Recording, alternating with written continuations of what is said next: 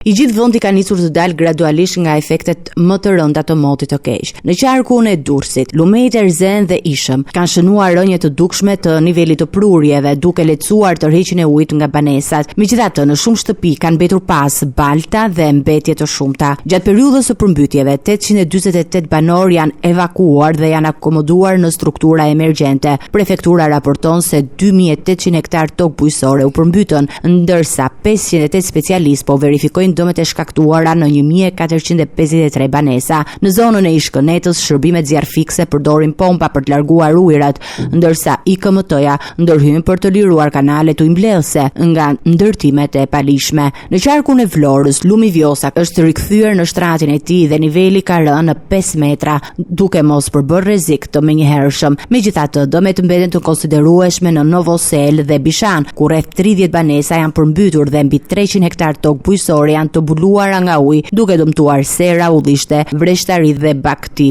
Në Fier, fshati Feras është ndër më të goditurit, në disa banesa ende të përmbytura. Në Lushnje, fushat e Tërbufit vijojnë të jenë në ujë, me probleme të furnizimit me ushqim dhe dëme në Bakti për shkak të bllokimit të kanaleve. Lumi Seman shfaq tendencë rritje për shkak të shkarkimeve nga hidrocentrali i Banjës. Në qarkun e Lezhës, situata mbetet e rëndë në territorin e Bashkisë së Kurbinit. Banorët e fshatrave Adriatik, Gjorm dhe Zhej janë të përfshirë nga uji dhe disa prej tyre pa furnizim me ujë të pishëm. Në të gjithë qarku janë përmbytur mbi 4000 hektar tokë bujqësore. Në Mirdit, prurjet e lumejve kanë shkaktuar grryerje dhe dëmet në infrastrukturën publike, duke vështirësuar qarkullimin dhe shërbimet. Në Shkodër, fshati Obot mbetet i përmbytur dhe rruga është e kalueshme vetëm me mjete të larta. Në Gjirokastër, rruga Gjirokastër-Tepelen u bllokua për shkak të rrëshitjes së dheut pranë shkallës së Zez. Edhe në Juglindje, rreshtet e Borës kanë shkaktuar probleme. Në qarkun e Korçës, akset rrugore janë të hapura, por rekomandohet përdorimi i zinxhirëve, ndërsa mbi 1850 abonent në zonat urbane dhe rurale të Korçës, Pogradecit dhe Leskovikut janë pa energji elektrike.